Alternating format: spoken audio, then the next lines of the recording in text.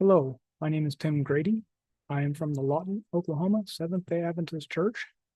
Today we are going to be talking about out-of-the-box thinking and what you're willing to sacrifice to be able to get out of the city. Um, Country living, whatever you want to call it. Um, so let's start with a word of prayer. Eternal God, please speak through me and help me make a very clear, concise point where people can understand it. Why to leave the cities, when to leave the cities, and ways out if they haven't any money. In the name of Jesus Christ, amen. Okay, so I'm going to start with, again, Ellen White's testimonies about the unions. This is the book. There's the Matthew 24, 15 and 16. Why, when the close of probation is coming. But there are things that Ellen White is talking about leaving the city prior to the Sabbath law being put in effect. There's the church coming into the general conference that is today. And we're going to see what happens coming out of that. I think the whirlwind, you are better to get out now than when the Sabbath law comes and you cannot sell your house, you cannot do certain things. It takes preparation to move the country or out of the cities. This is not necessarily a straight to the country. So let's start with my number one way of getting out of the city very, very inexpensively. You can go to a boat yard. You can go to either a scrap boat yard or you can go to a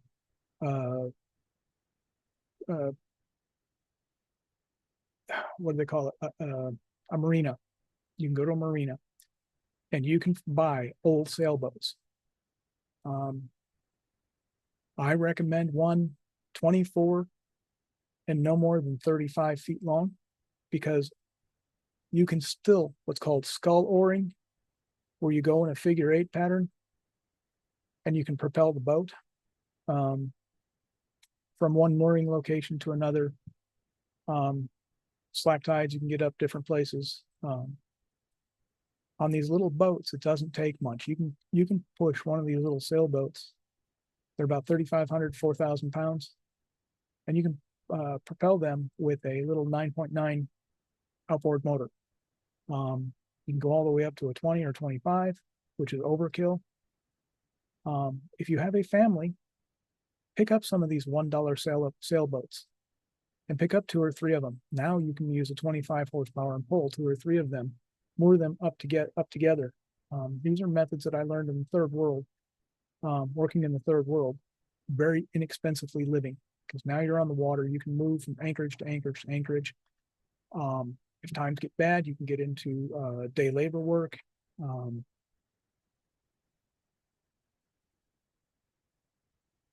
I personally, if you know how to sail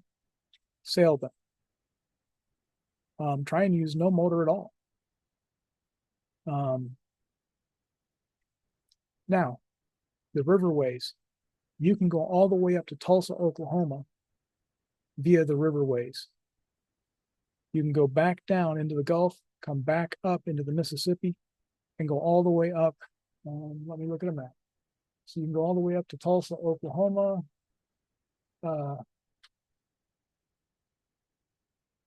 And you can go up the Mississippi to the Illinois River. You can go up into Kentucky through another route. You can go up to all throughout. Now, if you're on the East Coast, there's a lot of ones you can get to, and places you can get to. They're out of the cities.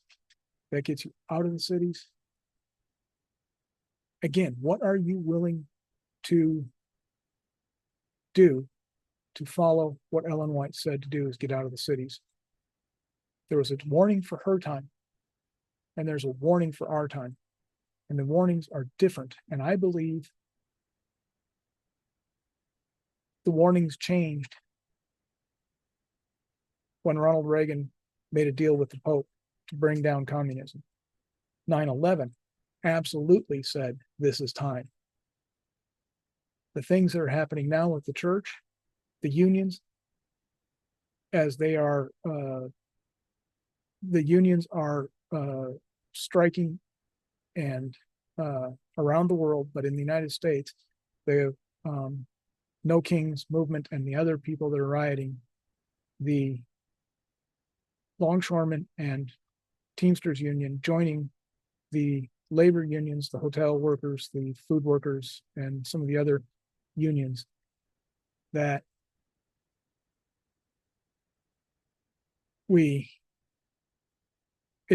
those are the warning signs that we're at. And that is what I believe. And again, number one is called, the number one thing that I say, if you have no money, go buy you $1 sailboat. If you have the sails and everything is functional, sail it. If it doesn't, take the mast down, watertight it, whatever fiberglass work you have to do to watertight it. Take out some of the ballast, because you won't need it, because you're not sailing and you're not going to be tipping over with the sails. Get in a 24 to 35 foot sailboat. If you have a family, pull them together, lash them together and make a trimaran out of it. Now you have 3 sailboats, you have bedrooms, you have everything you need in 3 sailboats. Right now you can pick them up very, very, very inexpensively. Okay. I'm going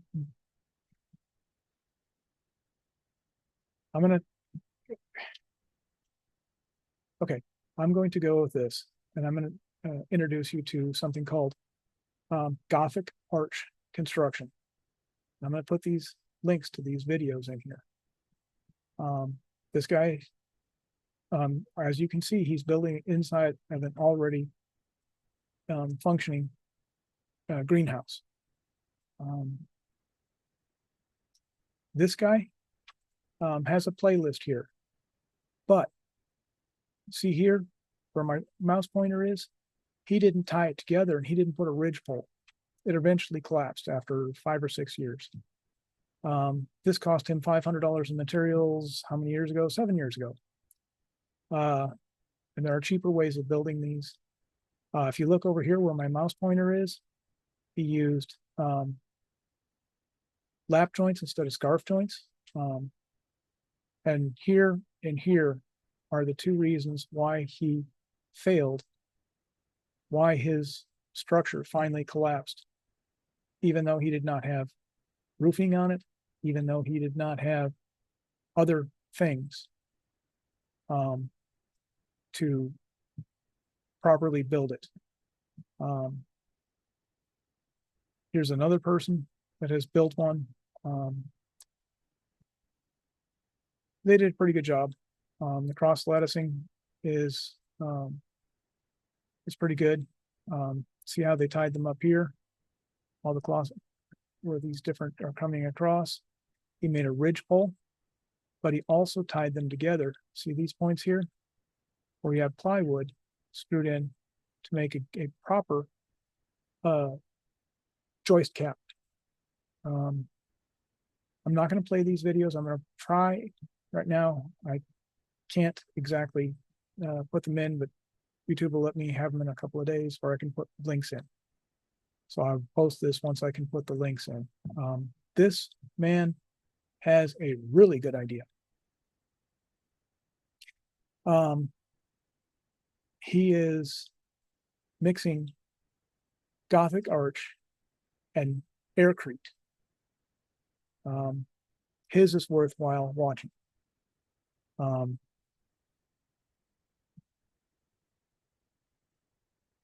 He here is a basic plan, functions, layouts of engineering. You can buy these plans, but don't buy them. You can figure out on YouTube what you're doing, the spacing of the blocks, the cross latticing, and so on. So this is the next. This is a man that built over here. This is how he finished out the interior. Way too expensive. I don't think he put any plywood. I don't remember if he did or didn't, but you don't. If you put the metal roofing on like this, you do not need to put the plywood. Here's another person. His blocking is a little closer spacing than you need. These can handle extreme snow loads. They can handle extreme wind loads. They're pretty amazing. So this is a building technique if you end up with raw land. Sorry, I didn't prepare.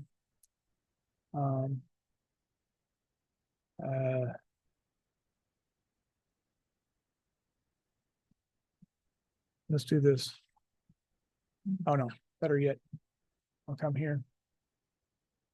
I don't agree with heavy equipment or as little equipment as you need. Let's open this, and we will. And I'm going to introduce you to a small piece of equipment that can do a lot of work. Come on, load. It's gas, power.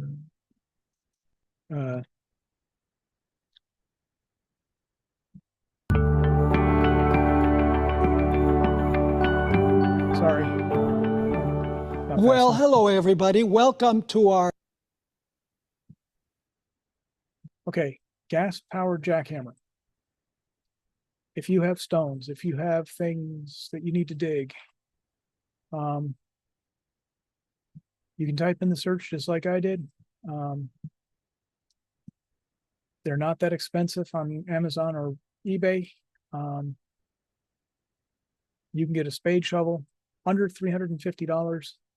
Also, you can put on where you can weld a pipe to one of these old jackhammer bits, and you weld a pipe and a cap on that, and you can now do post holes. See, he's doing a post hole, a dedicated post hole digger next to a, or post hole driver next to a gas powered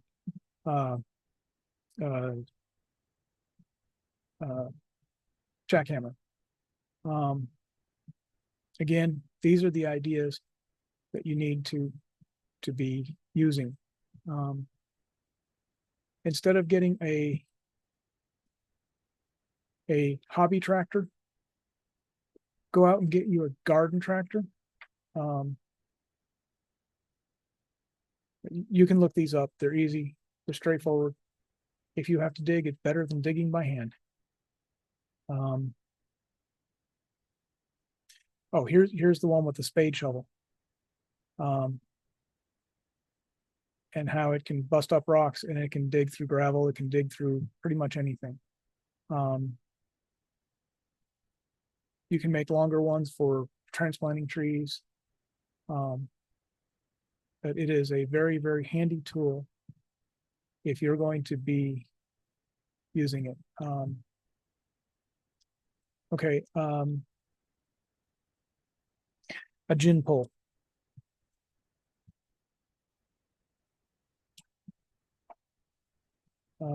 Let's do it, a gin pole on the truck. A gin pole is a way you can move heavy objects around your, see where this man has it? I see these in the oil fields. I've worked with these in the oil fields a lot.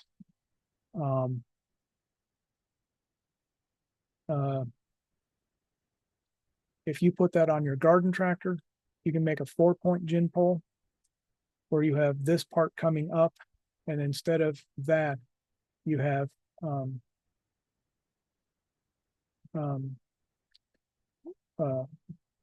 where it's pulling at the back.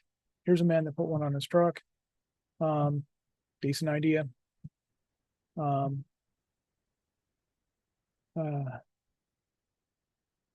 let's go to a JIN pole.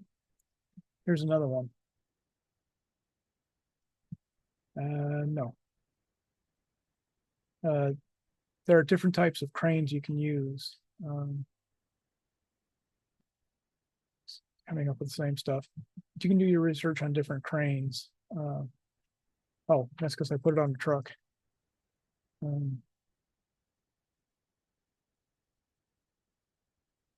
Here's a man that has it on his, this is where you can put it on your trailer hitch, attach it to.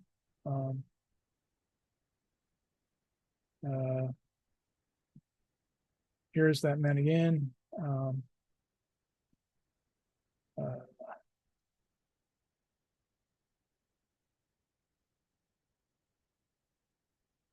Here's another type of gin pole.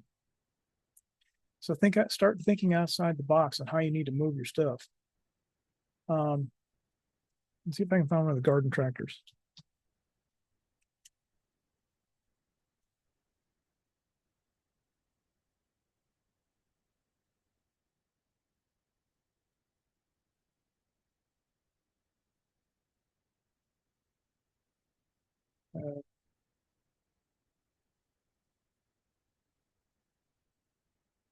This is a one way to do it.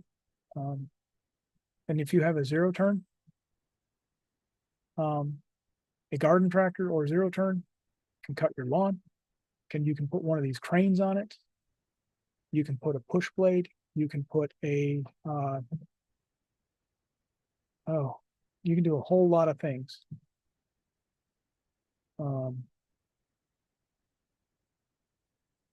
See, here's another one where he put it on the back, welded a plate, welded gussets here, and put it in. That's a very good way of doing it. Again, out of the box thinking. If you go with this little tractor, okay, I'm sorry I wasn't fully prepared. Again, I will try and put these links within the simple ones, like looking up the gin pole, JIN or GIN, and putting them on garden tractors to now move things. And instead of getting a backhoe, getting the power jackhammers. Very good way of being out of. Let's see if I can find this.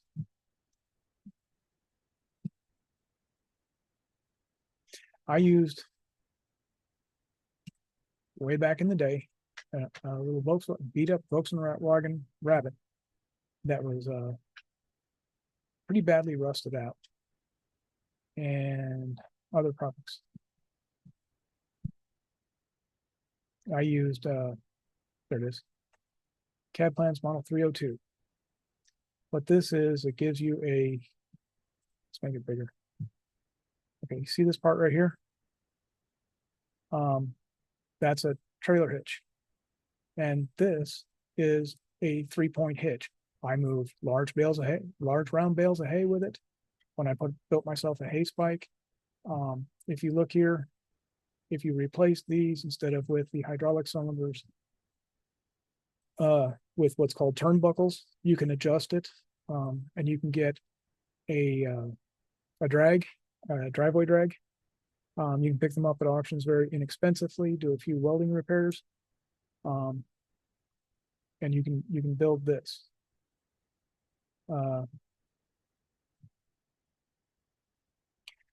If you have someone that's around you that can build this or help you build it or teach you to weld, and that's okay.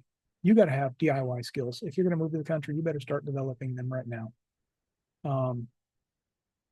That's my warning to you. Please go to Votech, buy a welder, go buy one of those little $99 welders from Harbor Freight. Go get you the small welding rods. Go get you 50 pounds of it and go practice.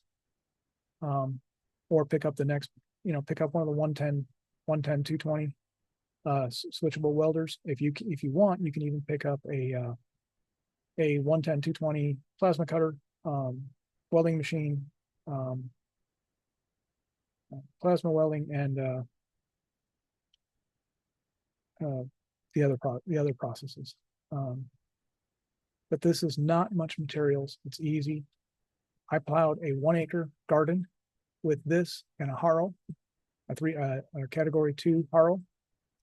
You can use a category 1 harrow. All you have to do is change out these bushings here, and you can now use it as a category 1, or change out these bushings and spacers, and you can now use category 1 implements with this.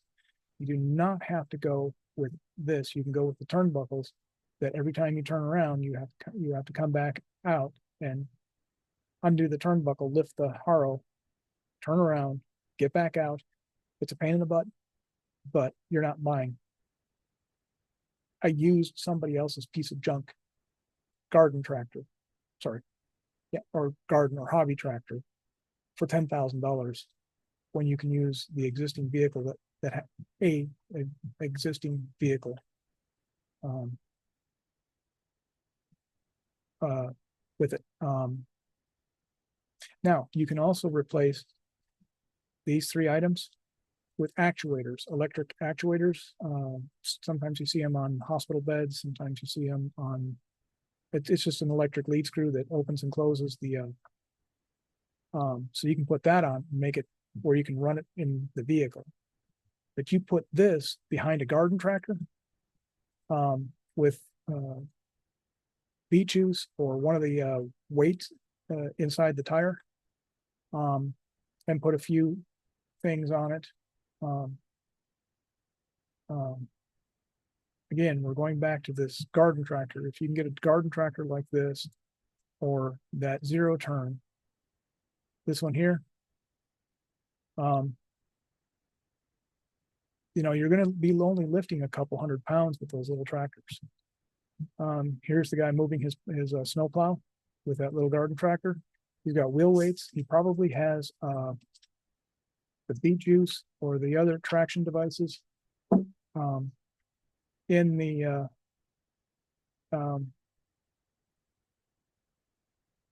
so there are ways of doing this.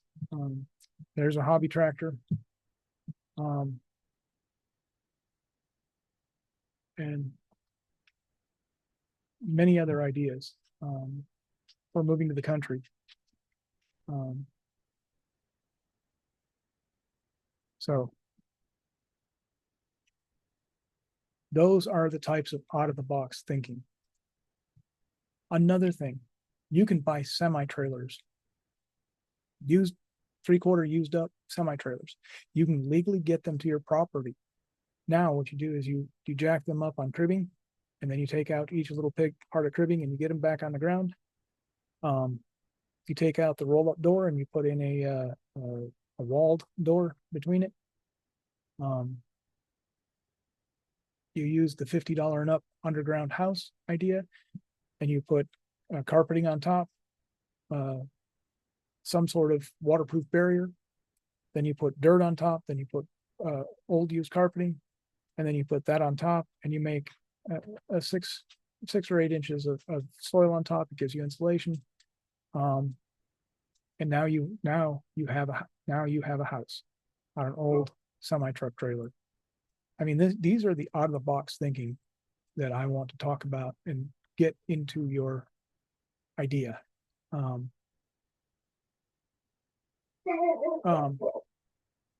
There are many of these simple ideas.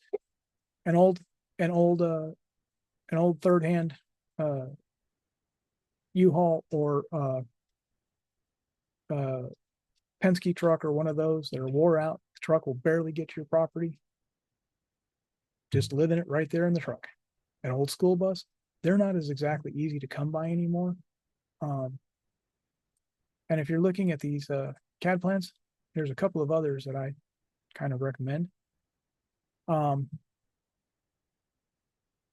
don't recommend this forklift. I built it. It does work, but you need a true category 3, a category 2 hitch. It'll lift 2,000 pounds. But if you don't have a proper, I tried using it with the CAD pole, doesn't work. But this one right here, you can buy these scoops inexpensively. And they'll go right on this machine here. A trailer, a good dumping trailer, you can do a lot with this light equipment. Now, I've helped people.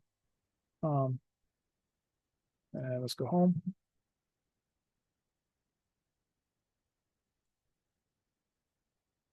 Where is it? CAD track. CAD diggers, CAD track. I've helped people build this. I've been very happy with it. It will lift 500 pounds. If you can scrounge up used metal and you can scrounge up a 16 horsepower motor, let's look at some more of the pictures of this. Because it has articulated steering, all of the wheels stay on the ground. It has very good off-road traction.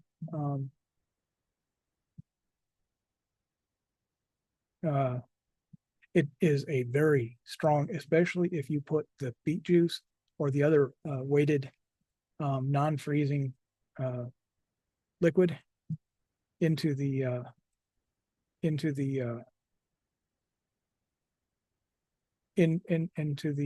tires. That will add weight, and it adds extreme amount of traction to this particular machine.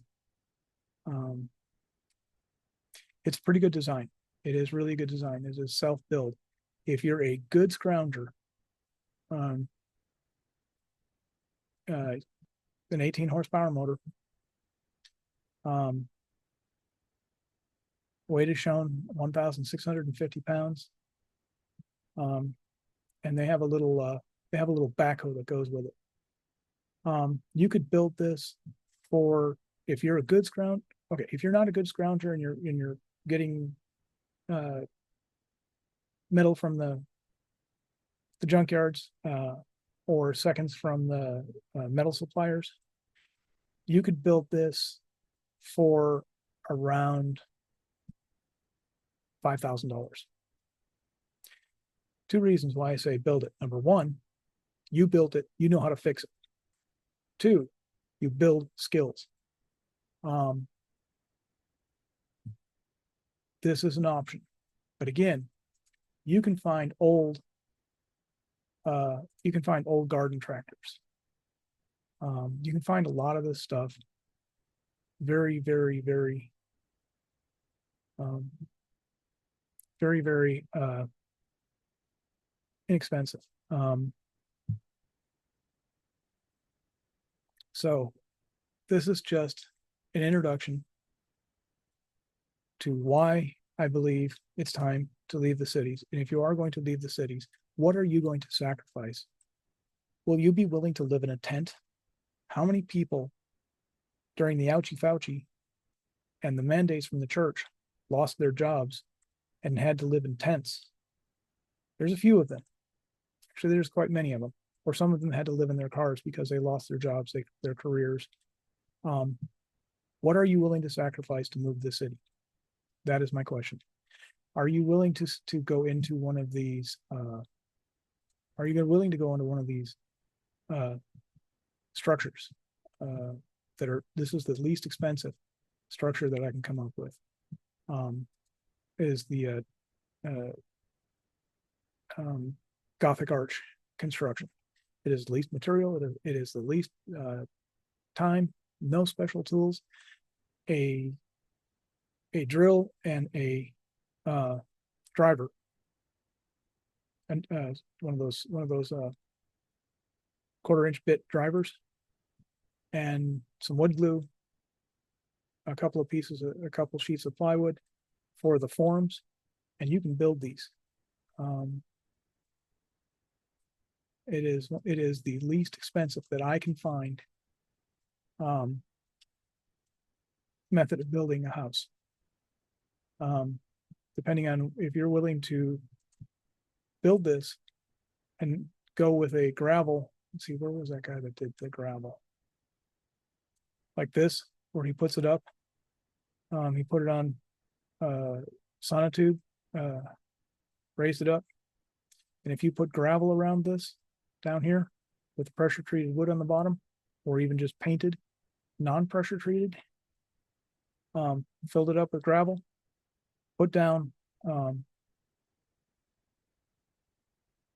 some sort of vapor barrier, put an old rug on there, put another vapor barrier, and then put throw rugs, or, you know, another old rug that you take to a dry cleaner and power wash it so it's clean, and then some throw rugs. What are you willing to sacrifice to be where you need to be when the Sabbath law is going to come here very short? That is my question. I will be making other videos of these ideas. I'm very good at out of the box thinking. I have a lot of third world experience, and seeing how people live on very, very little money overseas in third world countries. So I'm going to call this one to a close, and I'm going to end it here.